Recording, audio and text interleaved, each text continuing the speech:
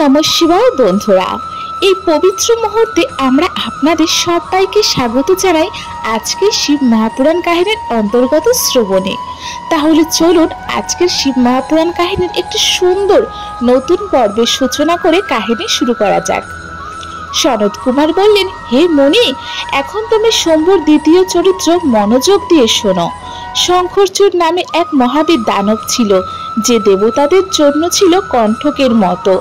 তাকে মহাদেব যুদ্ধক্ষেত্রের দ্বার প্রান্তে ত্রিশূল দিয়ে বধ করেছিলেন। এখন আমি তোমাকে তার চরিত্র শোনাচ্ছি।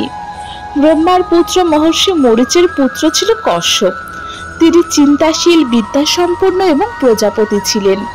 দক্ষ প্রজাপতি আনন্দ হয়ে তার 13 কন্যার বিবাহ কশ্যপের সাথে দেন। তাদের সন্তান সংখ্যা এত বিপুল হয়েছিল যে তার বর্ণনা করাও কঠিন। সেই কশ্যপ পত্নীদের মধ্যে একজনের নাম ছিল ধনু। তিনি শ্রেষ্ঠ সুন্দরী, মহারূপবতী ছিলেন, একজন সাধ্বী এবং সৌভাগ্যবতী। এই ধনুর বহু মহাবলী পুত্র জন্মগ্রহণ করেছিল, যাদের নাম গোনা যায় না। তাদের মধ্যে একজনের নাম ছিল বিপ্রচিত, যিনি মহাশক্তি পরাক্রমে ভরপুর ছিলেন। তার পুত্র ছিলেন দম্ভ, যিনি ছিলেন ইন্দ্রিয়জয়ী, ধার্মিক ও ভগবান বিষ্ণুর ভক্ত।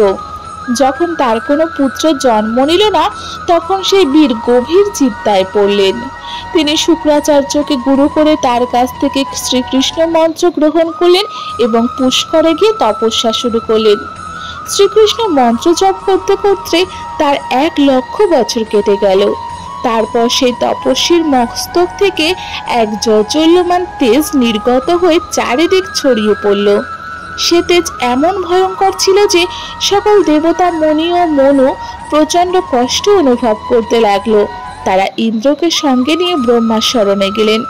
বিধাতাকে প্রণাম করে তারা স্তব করলেন এবং সব ঘটনা বিস্তারিতভাবে জানালেন। তারপর মহাদেব তাদের সবাইকে নিয়ে বৈকুণ্ঠে গেলেন। সকলেই ভগবান বিষ্ণুকে প্রণাম করলেন এবং স্তব করতে লাগলেন। তাদের প্রার্থনা ছিল, হে শরণদাতা, আমরা আপনার শরণাগত, আমাদের রক্ষা করুন, রক্ষা করুন মহাদেব। তখন ভগবান বিষ্ণু সবাইকে শান্ত করে বললেন, হে দেবগণ, শান্ত থাকুন, ভয় পাবেন না। এখন প্রলয়ের সময় আসেনি, কোনো উলটপালট ঘটবে না। এই মুহূর্তে দম্ভ নামক দানবের তেজ চারিদিকে ছড়িয়ে পড়েছে। সে আমার ভক্ত এবং পুত্র লাভের কামনায় তপস্যা করছে। আমি তাকে বর দিয়ে শান্ত করব। ভগবান বিষ্ণুর এমন কথা শুনে ব্রহ্মা আদি সহ সকল দেবতা শান্ত হলেন এবং ধৈর্য ধারণ করে নিজ নিজ ধামে ফিরে গেলেন। এরপর ভগবান অচ্যুত বরদান করে পুষ্কর গেলেন, যেখানে দম্ভ নামে সে দানব তপস্যায় লীন ছিল। সেখানে গিয়ে ভগবান মধুর কণ্ঠে বললেন, হে দানব শ্রেষ্ঠ, তুমি বর চাও। ভগবান বিষ্ণুর সম্মুখে এসে দম্ভ গভীর ভক্তি সহ তার চরণে লুটিয়ে পড়ল এবং বারবার স্তব করতে লাগলো। দম্ভ বলল, হে রমানাথ, আমার উপর করুণা করুন, আমাকে এমন এক বীরপুত্র দিন যে আপনার ভক্ত হবে, মহান বল ও পরাক্রমে সমৃদ্ধ হবে, ত্রিলোক জয় করবে এবং দেবতারা তাকে কখনো পরাজিত করতে পারবে না। দম্ভের এই প্রার্থনা শুনে শ্রীহরি তাকে বরদান করলেন এবং সেখান থেকে অন্তর্ধান হয়ে গেলেন। এখন দানবেন্দ্র দম্ভের তপস্যা সিদ্ধ হয়ে গিয়েছিল, তার মনোবাসনা পূর্ণ হয়ে গিয়েছিল। অল্প দিনের মধ্যে তার ভাগ্যবতী স্ত্রী গর্ভবতী হলেন। হে মুনি, শ্রীকৃষ্ণের পার্শ্বদের মধ্যে অগণ্য সুদামা নামক গোপ, যাকে রাধাজি একবার অভিশাপ দিয়েছিলেন, তিনি সেই গর্ভে প্রবিষ্ট হলেন। সময় আসার পর সেই সাধ্বী দম্ভপতি এক তেজস্বী পুত্রের জন্ম দিল। পিতা বহু মুনি ঋষিদের ডেকে এনলো এবং যাদবমর্দী সংকর করালো। বড় উৎসব পালিত হলো এবং সেই বালকের নাম করা হলো শঙ্খচূড়। সে ছিল অত্যন্ত তেজস্বী। শৈশবেই সে সমস্ত বিদ্যা আয়ত্ত করে ফেলল। শিশু খেলায় মেতে উঠে সে তার পিতামাতার আনন্দ বৃদ্ধি করতে লাগলো। যখন সে যুবক হলো, তখন ঋষি যোগীশ্বরের উপদেশ পুষ্করে গিয়ে ব্রহ্মাজিকে সন্তুষ্ট করবার তপস্যা শুরু করলো। ব্রহ্মাজি তার তপস্যায় প্রসন্ন হয়ে সে প্রার্থনা করলো, হে ভগবান, আমি দেবতাদের কাছে অজেয় হতে চাই। ব্রহ্মাজি বলেন তথাস্তু। তারপর ব্রহ্মাজি তাকে আদেশ দিলেন, তুমি বদ্রীবনে যাও, সেখানে ধর্মধ্বজের কন্যা তুলসী কামনা সহ তপস্যা করছে, তুমি তার সঙ্গে বিবাহ করো। এ কথা বলে ব্রহ্মাজি মুহূর্তেই অন্তর্ধান হলেন। তপস্যায় সিদ্ধ শঙ্খচূড়, যার সব মনোবাসনা তপবলে পূর্ণ হয়েছিল, সে জগতের মঙ্গলময়দের মঙ্গল স্বরূপ এক কবচ গলায় ধারণ করলেন এবং ব্রহ্মার আদেশ মতো বদ্রিকা আশ্রমে গেলেন। সেখানে ধর্মধ্বজের কন্যা তুলসী তপস্যায় মগ্ন ছিল। তুলসীর রূপ ছিল অত্যন্ত মনোহর ও লাবণ্যময়। তিনি ছিলেন উৎকৃষ্ট চরিত্রে সমৃদ্ধ। তখন শঙ্খচূড় তাকে বলল, হে সুন্দরী, তুমি কে? কার কন্যা তুমি? এখানে নীরব বসে তপস্যা কেন করছো? বলো আমাকে। তুলসী উত্তর দিলেন, আমি ধর্মধ্বজের তপস্বিনী কন্যা, এখানে তপবনে তপস্যা করছি। আপনি কে? অনুগ্রহ করে আনন্দে আপনার প্রিয় স্থানে ফিরে যান, কারণ নারী জাতি ব্রহ্মা প্রভৃতিকেও গ্রাস করতে পারে। তখন শঙ্খচূড় বলল, হে দেবী, তুমি যা বলেছ তা সম্পূর্ণ সত্যি নয়। এতে কিছু সত্য আছে, কিছু অসত্য। জগতে যত নারী সতী আছে তাদের মধ্যে তুমি অগণ্য, এটাই আমার বিশ্বাস। যেমন আমি পাপবুদ্ধি কামী নই, তেমনি তুমিও কামনার পরাধীন নও। তবুও আমি এই মুহূর্তে ব্রহ্মাজির আদেশেই তোমার কাছে এসেছি এবং গান্ধর্ব বিবাহ পদ্ধতিতে তোমাকে গ্রহণ করতে চাই। তুমি কি আমাকে চেনো না, নাকি কখনো আমার নাম শোনোনি? আমি ধনুর্বংশীয় দম্ভ নামক দানবের পুত্র শঙ্খচূড়। প্রাচীনকালে আমি শ্রীহরির পার্শ্বদ ছিলাম। আমার নাম ছিল সুদামাগো। এই মুহূর্তে আমি রাধিকার জীব অভিশাপে দানবরাজ শঙ্খচূড় হয়ে জন্ম নিয়েছি। এসব কথা আমি জানি, কারণ শ্রীকৃষ্ণের প্রভাবে আমার পূর্বজন্মের স্মৃতি রয়েছে। এ বলে শঙ্খচূড় চুপ হয়ে গেল। তখন তুলসী আনন্দ ভরে হাসি দিয়ে বলল, হে ভদ্রপুরুষ, আজ আপনি সাত্ত্বিক ভাবনায় আমাকে পরাস্ত করেছেন। যে পুরুষকে কোনো নারী পরাস্ত করতে পারে না, সে সংসারে প্রশংসার যোগ্য, কারণ যাকে নারী জয় করে সেই পুরুষ হৎসই হয়েও সর্বদা অপবিত্র হয়ে যায়। দেবতা, পিতৃগণ এবং সকল মানুষ তার নিন্দা করে। নারীর দ্বারা পরাজিত পুরুষের শুদ্ধি কেবল চিতাদাহ ছাড়া আর কোনোভাবেই সম্ভব নয়। আমি আসলে আমার বিদ্যা, প্রভা, জ্ঞান যাচাই করবার জন্য আপনাকে পরীক্ষা নিচ্ছিলাম, কারণ এক নারীর উচিত যে পুরুষকে সে মনে প্রাণে স্বামী রূপে গ্রহণ করতে চায়, প্রথমে তার পরীক্ষা নিতে হয়। যখন তারা এভাবে পরস্পরের সঙ্গে কথা বলছিল, ঠিক তখনই ব্রহ্মাজি সেখানে উপস্থিত হলেন এবং বললেন, তুমি গান্ধর্ব বিবাহ পদ্ধতিতে পানি গ্রহণ করো, কারণ তুমি নিশ্চিতভাবেই পুরুষরত্ন, আর সে সতী ও সাধ্বী নারীদের মধ্যে রত্ন স্বরূপা। এরপর ব্রহ্মাজি তুলসীকে বলেন, হে সতী সাধ্বী তুলসী, তুমি এমন গুণবান স্বামীর কি পরীক্ষা নিচ্ছ? সে তো দেবতা, অসুর ও দানবদের অহংকার চূর্ণ করতে সক্ষম। এর সঙ্গে বিবাহ করে উত্তম স্থানে দীর্ঘকাল পর্যন্ত আনন্দে বিচরণ করো এবং শরীর ত্যাগের পর সে পুনরায় গোলকে শ্রীকৃষ্ণকে লাভ করবে, আর তার মৃত্যুর পর তুমিও বৈকুণ্ঠে চতুর্ভুজ ভগবানের সান্নিধ্য লাভ করবে। এভাবেই আশীর্বাদ দিয়ে ব্রহ্মাজি সেখান থেকে বিদায় নিলেন। এরপর শঙ্খচূড় গান্ধর্ব বিবাহ পদ্ধতিতে তুলসীকে গ্রহণ করেন। তুলসীর সঙ্গে বিবাহ করে সে পিতার রাজ্যে ফিরে গেল। শঙ্খচূড় তপস্যা করে বল্লাভ করার সব দানব দৈত্যদের মধ্যে প্রচন্ড আনন্দ হলো। তারা নিজেদের স্থান ও লোক থেকে বেরিয়ে গুরু শুক্রাচার্যকে সঙ্গে নিয়ে তার কাছে এলো। শঙ্খচূড় নিজের কুলগুরু শুক্রাচার্যকে দেখে অত্যন্ত ভক্তি ও শ্রদ্ধার সঙ্গে প্রণাম করল। এরপর সকলের সম্মতিতে শঙ্খচূড়কে দানব ও অসুরদের অধিপতি করা হলো। এরপর সে দেবতাদের উপর আক্রমণ চালিয়ে দ্রুত তাদের বিনাশ শুরু করলো। সমস্ত দেবতারা মিলেও তার তেজ সহ্য করতে পারল না, তারা যুদ্ধক্ষেত্র থেকে পালিয়ে গেল। তাদের স্বাধীনতা চলে গেল, প্রভাব কেড়ে নেওয়া হলো, আর শঙ্খচূড় সমগ্র যোগজগৎ থেকে দেবতাদের সমস্ত অধিকার দখল করল। সেই সময় মহাপরিক্রমশালী মহাবীর শঙ্খচূড় সমস্ত দেবতা, অসুর, দানব, রাক্ষস ও অন্যান্য প্রাণীদের একমাত্র সম্রাট হয়ে গেল। তার রাজ্যে না ছিল দুর্ভিক্ষ, না মহামারী, না অশুভ গ্রহের প্রভাব। তার প্রজারা সর্বদাই সুখে থাকত। এভাবে যখন সে ত্রিলোক শাসন করছিল, তখন কেউ দুঃখী ছিল না। সে ছিল সাধু স্বভাবের, সদা শ্রীকৃষ্ণ ভক্ত। পূর্বের অভিশাপবশত তাকে দানবজনিত জন্ম নিতে হয়েছিল, কিন্তু দানব হয়েও তার মন কখনো দানবীয় ছিল না। তবুও যেসব দেবতার রাজ্য কেড়ে নেওয়া হয়েছিল তারা দুঃখিত হয়ে ব্রহ্মাজির কাছে গেল, তার চরণে প্রণাম স্তব করলো এবং তাকে নিয়ে বৈকুণ্ঠে গেলেন ব্রহ্মাজি। সেখানে গিয়ে সমস্ত দেবতা ভগবান বিষ্ণুর প্রার্থনা করলেন, হে দেব, আপনি ত্রিলোকের গুরু, আমাদের রক্ষা করুন। এভাবেই প্রার্থনা করে দেবতাদের দুঃখপূর্ণ শঙ্খচূড়ের সমস্ত কথা ব্রহ্মাজি ভগবান বিষ্ণুকে জানালেন। তখন ভগবান বিষ্ণু বললেন, হে কমলজনী, আমি শঙ্খচূড়ের সমস্ত কাহিনী জানি। সে পূর্বজন্মে আমারই ভক্ত ছিল, অভিশাপবশত দানবজনী পেয়েছে।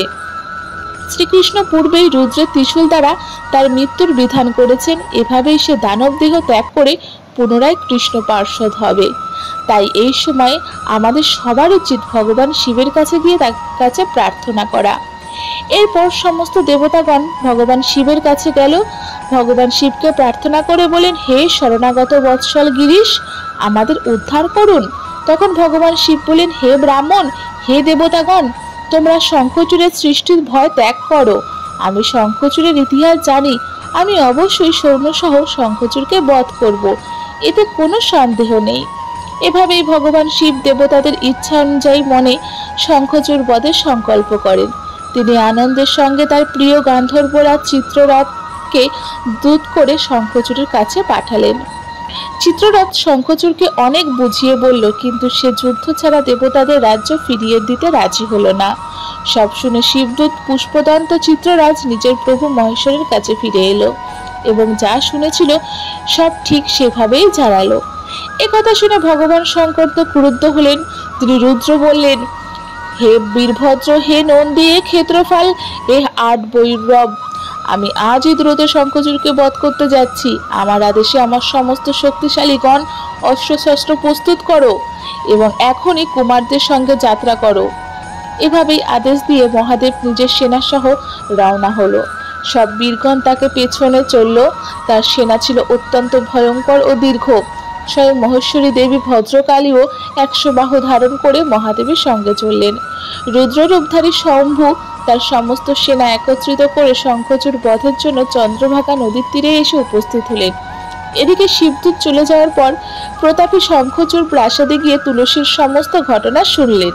শঙ্খচূড় বলল, দেবী, শম্ভুর দূতের মুখে যা শুনলাম তাতে আমি এখন যুদ্ধের জন্য প্রস্তুত হচ্ছি, তুমি আমাকে তার জন্য অনুমতি দাও। এরপর সে নানা উপায়ে তার প্রিয় স্ত্রীকে বুঝিয়ে শান্ত করলো। তারপর ব্রহ্ম মুহূর্তে উঠে প্রাতকৃত সমর্পণ করে বিপুল পরিমাণ দান করলো। নিজের পুত্রকে সমস্ত দানবের রাজ্যে অভিষিক্ত করলো এবং স্ত্রীকে রাজ্য ও সমস্ত সম্পত্তি সমর্পণ করলো। যখন তার প্রিয় তুলসী কাঁদতে কাঁদতে যুদ্ধযাত্রা বন্ধ করবার জন্য অনুরোধ করছিল, তখন শঙ্খচূড় নানা কাহিনী শুনিয়ে তাকে সান্ত্বনা দিল এবং যুদ্ধের জন্য প্রস্তুত হতে সেনাপতিকে ডেকে আদেশ দিয়ে সামনে রওনা হলো। এদিকে গিয়ে পুষ্পভদ্রা নদীর তীরে সিদ্ধ আশ্রমে পৌঁছালো। সেখানে একটি মনোরম বটবৃক্ষ ছিল। সেখানে গিয়ে শঙ্খচূড় শিবজির সেনাকে দেখতে পেল। মহাদেবের কাছে সে এক দানবেশ্বরের দূত রূপে পাঠালো। দূত মহাদেবকে যুদ্ধে না করবার জন্য অনুরোধ করলো এবং মহাদেব তাকে দেবতাদের রাজ্য ফিরিয়ে দেওয়ার কথা বলল। শেষমেশ মহেশ্বর বলল, হে দূত, আমরা কারো পক্ষ নিই না, কারণ আমরা তো কখনো স্বাধীন থাকি না, আমরা ভক্তদের অধীন। অতএব তুমি যাও এবং শঙ্খচূড়কে আমার কথা বলে দাও, আমার দেবতাদের কাজ করতেই হবে। এ কথা বলে মহাশ্বেত চুপ হয়ে গেলেন। তখন শঙ্খচূড়ের দূত ফিরে এসে সব কথা বিশদে বলল। তা শুনে প্রতাপশালী দানবরা শঙ্খচূড় আনন্দের সঙ্গে যুদ্ধ গ্রহণ করলো এবং দ্রুত যুদ্ধ শুরু হলো। নানা প্রকারের রণবাদ্য বেজে উঠল। বীরদের হুঙ্কার ও কোলাহল চারিদিকে গুঞ্জিত হতে লাগলো। দুই পক্ষই ধর্মমতে যুদ্ধ করতে লাগলো। ভদ্রকালী ও সমরভূমিতে গিয়ে ভয়ঙ্কর সিংহনাদ করলো। দুই দিক থেকে বাণ বৃষ্টি হতে লাগলো। শঙ্খচূড়ের সেই উগ্র যুদ্ধ শত শত বছর ধরে চলতে লাগলো। অবশেষে যুদ্ধক্ষেত্রে শঙ্খচূড়কে বধ করবার জন্য মহাবলী মহেশ্বর তার ত্রিশূল তুলে ধরলেন। তখনই তাকে নিবৃত্ত করবার জন্য আকাশবাণী হলো, হে শঙ্কর, আমার প্রার্থনা শুনুন, এখন এই ত্রিশূল চালাবেন না, যদিও আপনি এক মুহূর্তে ব্রহ্মাণ্ড ধ্বংস করতে সক্ষম, তবুও দেব মর্যাদা শুনুন এবং তাকে সফল করুন। যতক্ষণ এই শঙ্খচূড়ের হাতে শ্রীহরির উদাত্ত উগ্র কবচ রয়েছে এবং তার পতিব্রতা স্ত্রী তুলসীর সতীত্ব অক্ষুণ্ণ রয়েছে, ততক্ষণ এর উপর বার্ধক্য ও মৃত্যু কোনো প্রভাবই ফেলতে পারবে না। ব্রহ্মার এই বাক্যকে সত্য মনে করুন। একথা শুনে মহাদেব বললেন তথাস্তু এবং তা মেনে নিলেন। এরপর মহাদেবের ইচ্ছায় ভগবান বিষ্ণু সেখানের দিকে রওনা হলেন। তিনি এক বৃদ্ধ ব্রাহ্মণের রূপ ধারণ করে শঙ্খচূড়ের কাছে গিয়ে বলেন, হে দানবেন্দ্র, আমাকে ভিক্ষা দিন, আমি আপনার কাছে ভিক্ষুক হয়ে এসেছি। ব্রাহ্মণের কথা শুনে রাজেন্দ্র শঙ্খচূড়ের মুখে আনন্দ প্রস্ফুটিত হলো। তিনি ওম বলে গ্রহণ করলেন। তখন ব্রহ্মাজি তার কাছে গিয়ে তার কবচ চাইলেন। দানবরাজ শঙ্খচূড় ভক্ত ও সত্যবাদী ছিলেন। সে দিব্য কবচ যা তার প্রাণের চেয়েও বেশি প্রিয় ছিল, তিনি সেটি ব্রাহ্মণকে দিয়ে দিলেন। ভগবান শ্রীহরি মায়া দ্বারা কবচটি নিয়ে নিলেন এবং পরে শঙ্খচূড়ের রূপ ধারণ করে তুলসীর কাছে গেলেন। সেই সময় ভগবান বিষ্ণু শম্ভুকে সব কথা জানিয়ে দিলেন এবং শিবজি শঙ্খচূড়ের বধের জন্য ঝজল্য ত্রিশূল হাতে তুলে নিলেন। সেই বিজয় নামক ত্রিশূল নিজের উৎকৃষ্ট জ্যোতি বিকিরণ করছিল। সেটি দুর্জয় এবং কখনো ব্যর্থ হয় না। ভগবান শ্রীহরি আগে থেকে শঙ্খচূড়ের রূপে তার সাধ্বী স্ত্রী তুলসীর সতীত্ব হরণ করেছিলেন। এরপর ভগবান শিব শঙ্খনাদ করে ত্রিশূল শঙ্খচূড়ের দিকে নিক্ষেপ করল এবং তা দ্রুত নিজের কাজে সমাপ্ত করে ভগবান শিবের কাছে ফিরে এলো। সেই সময় স্বর্গে ধুধুম্বি বাজতে লাগলো, গন্ধর্ব ও কিন্নরেরা গীত গাইতে লাগলো, দেবতা ও মুনিরা স্তব করতে লাগলো। শঙ্খচূড়ের মৃত্যু ঘটল। মহাদেবের কৃপায় সে পাপমুক্ত হয়ে পূর্বে শ্রীকৃষ্ণের পার্শ্বদ রূপে ফিরে গেল। শঙ্খচূড়ের অস্থি থেকে শঙ্খ জাতির উৎপত্তি হলো, যে শঙ্খের জল শঙ্কর ছাড়া বাকি সব দেবতার জন্য পবিত্র গণ্য হয়। শ্রীহরি, লক্ষ্মী এবং তাদের আপনজনদের কাছেও শঙ্খের জল বিশেষভাবে প্রিয়। এভাবেই শঙ্খচূড়কে বধ করে শঙ্কর, উমা, স্কন্দ গণসহ আনন্দের সঙ্গে শিবলোকে ফিরে গেলেন। এবং এর সঙ্গে সঙ্গেই আমাদের আজকে শিব মহাপুরাণ কাহিনী এখানেই বিরাম দিচ্ছি। আবার দেখা হবে আগামীকাল এই শিব মহাপুরাণ কাহিনীর পরবর্তী পর্ব নিয়ে আপনাদের প্রিয় চ্যানেলে ধর্মকথা শম্পা। বন্ধুরা, আমাদের আজকের ভিডিওটি এই পর্যন্তই। সবাই ভালো থাকবেন, সুস্থ থাকবেন। হর হর মহাদেব।